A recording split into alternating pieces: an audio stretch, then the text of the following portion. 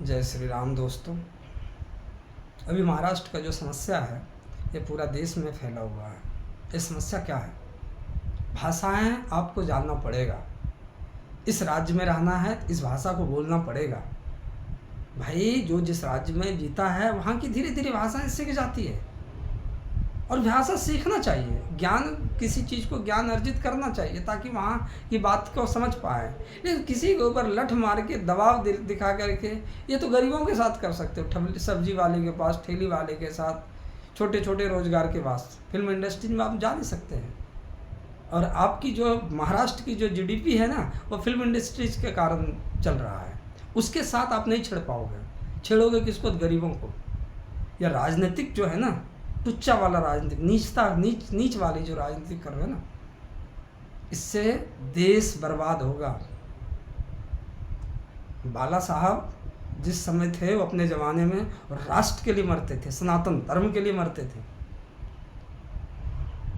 भले महाराष्ट्र के थे, महाराष्ट्र की बात करती थी, जरूरत पड़ता था सनातन धर्म के साथ मजबूती से खड़े होते थे।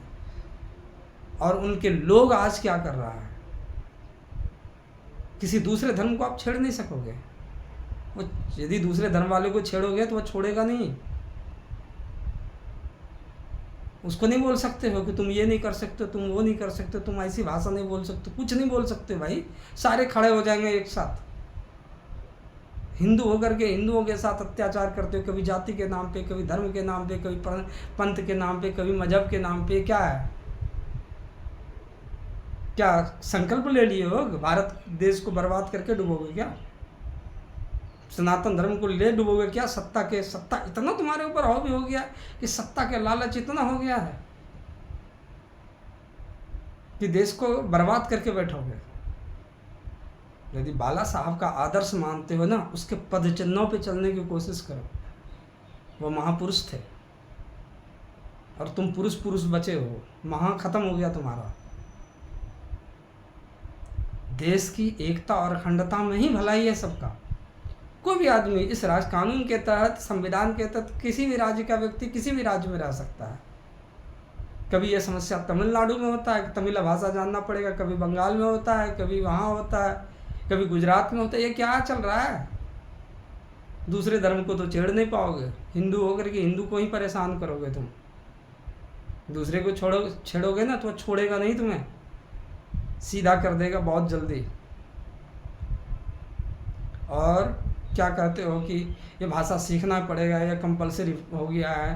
अरे भाई जिसको जिस राज्य में भाषा बोलने दो ना। आप समझते हो ना, आप समझ गए ना, वो हिंदी आता, आपको हिंदी आती है, ठीक है। नहीं सीख रहा उसकी समस्या है ना।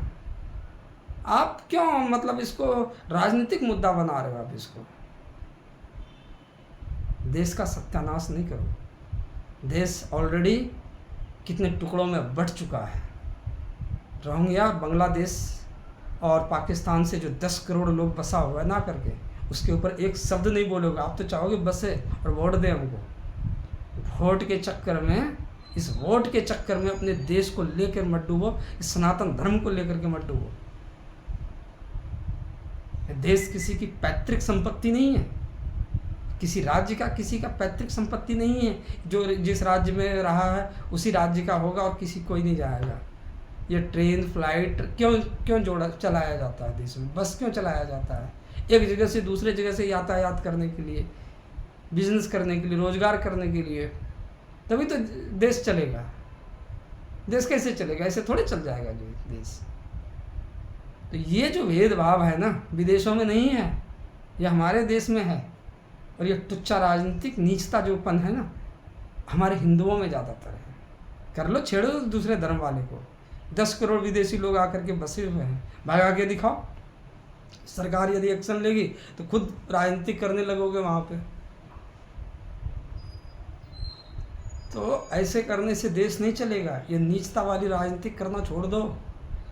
बाला साहब को मानते हो ना, उनके आदर्शों पे चलो। वो महापुरुष थे। वह भी महाराष्ट्र की बात बोलते थे, लेकिन हिंदुत्व की बात करते थे, सनातन की बात करते थे। कभी किसी को नहीं बोला कि तुम सरपट यहाँ से चले ही जाओ। हाँ, वो बोलते थे कि भाई अपनी जगह पे जाओ, रोजगार करो, अपना काम करो, वो अलग विषय है। एक अपनी बात को तरीके से रखना अलग विषय है, लेकिन इनकी मारपीट करना, किसी को परेशान करना, ये सनातन धर्म को लेकर डूबने का लक्षण है। समझ गए?